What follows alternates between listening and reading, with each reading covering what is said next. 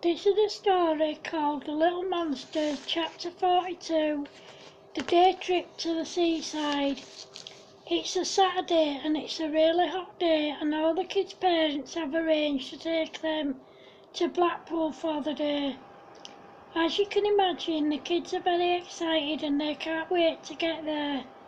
Instead of travelling separately by car, they go by train. On the way there, the kids put some toy crabs on some of the seats as they made their way to their seats, which had been reserved. When anyone sat on them, they jumped up howling in pain. When they got to their seats, as their parents were about to sit down, the kids put whoopee cushions on their seats. When they sat on them, they deflated, making a loud farting noise, much to everyone's amusement. When everyone walked past, the kids would pinch their bums and fire dried peas at them through their pea shooters when their parents weren't looking. When they were halfway there, the kids decided that they needed the toilet and they all went together. On their way there and back, they put fake dog poo on people's seats when they got up for one reason or another. When they sat back down, they sat on the fake dog poo and squashed it, and it smelled like real dog poo. Of course, the kids honestly thought this was really funny. When they arrived in Blackpool, the first thing they did was relax on the beach. Of course, all the kids wanted to do was swim in the sea, and they did for a bit. Then they decided that they wanted to go to the arcades, and their parents gave them permission to go and some money to spend. Whilst they were in the first amusement arcade, the kids constantly went round pinching people, gently pulling their hair and gently kicking the back of their heels. Then it was time for them to meet their parents for lunch. Whilst their parents were queuing up to get served, the kids went round putting pink cushions on people's seats. When they sat down, they stuck in their bums, causing them to jump up howling in pain, much to the kids' amusement. When the kids' parents sat down, they all sat on pink cushions and jumped up howling in pain. After lunch, everyone got on the tram and made their way to the pleasure beach. Everyone went on lots of different rides, even the parents, and everyone had a ball. After they'd been at the pleasure beach for almost 3 hours, they all decided to have some tea, as their train didn't leave until 8 p.m. They went to one of the cafes, and whilst they were in there, the kids played pranks on people again. As people went to sit down, the kids put toy crabs on their seats. When they sat on them, they pinched them really hard on their bums, causing them to cry out in pain. The kids settled down and ate their tea, and when they finished, they went in the arcade on the pleasure beach for a while. After about an hour, they went back on the rides. On one ride, which was the Big Dipper, the kids put whoopee cushions on the seats as people were getting on. When they sat on them, they deflated, making a loud farting noise, much to everyone's amusement.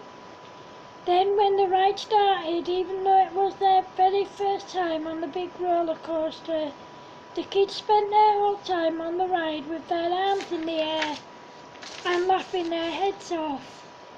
When the ride finished, they decided to line up and go back on again. Again, when people were getting on the ride, they put whoopee cushions on the seats. The kids spent their whole time on the ride with their arms in the air again. When the ride finished, the kids decided to go on the Grand National. However, there was a huge queue and the gang were right at the back. This gave them plenty of time to play tricks on people. They pinched their bums, pulled their hair and fired dried peas at them through their pea shooters. After queuing up for 20 minutes, it was finally their turn to get on the ride. As they were doing so, they put whoopee cushions on the seats in front of them and behind them. This time though, they put fart bombs inside, and when people sat on them, They deflated and the fart bombs exploded, causing a horrible smell. Thankfully, everyone saw the funny side. Again, the kids spent their whole time on the ride with their arms in the air. When the ride finished, as people were getting off, the kids pulled their hair and pinched their bums. Then they made their way to the Icon ride, and again they had to queue up for about 20 minutes. Excuse me. During that time, they pinched people's bums and pulled their hair. Then they heard a commotion, and when they looked, there were some teenage boys trying to push their way to the front of the queue. The other people who were there first were trying to stop them. Thankfully, the staff managed to sort the situation, and they told them to go to the back of the queue. When they did, they tried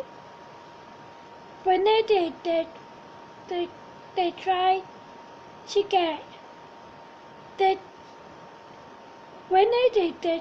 get in front of the little monsters, but they were having none of it. Stampy said, "Hey, we were here first." Then out of the blue, one of the teenagers punched poor Stampy in the face, making him cry. Then the security guards came over and escorted the teenagers off the pleasure beach. The staff saw to Stampy and made sure he was okay. Then the people who were at the front told the staff to let the little kids go first. They were also teenagers, but they were really nice. The gang thanked them and then got on the ride. Again, even though they'd never been on before, they spent their whole time on the ride with their arms up. Then they made their way over to the Pepsi Max, and this time they only had to queue for a couple of minutes. This time they didn't have time to play pranks on people because they were right at the front of the queue. However, as they were getting off the ride, someone pinched their bums. When they turned round, it was Kicker's older sister, and they all laughed. Then they made their way over to the infusion ride. Although they went right at the front of the queue, they didn't have to wait long before they got on the ride. During the time they were waiting, they pinched people's bums, flicked their ears, and gently pulled their hair.